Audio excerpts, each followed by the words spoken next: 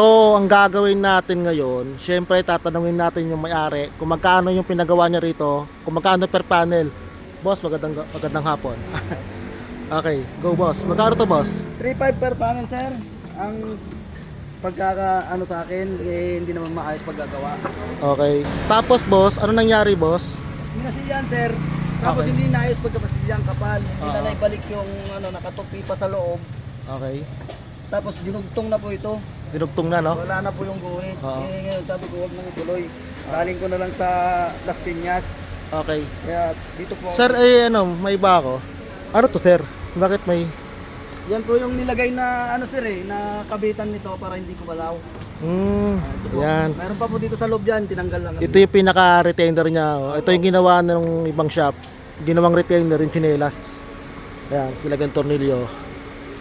Siyempre, kapal ng masilyo. O gawang ano to boss? Gawang 3.5. 3.5 per panel po. Uulitin ng... 1.4 per panel. Boss, salamat sa tiwala boss ha. Ulitin natin ang gawa nila. So, 1.4 per panel, Las Piñas.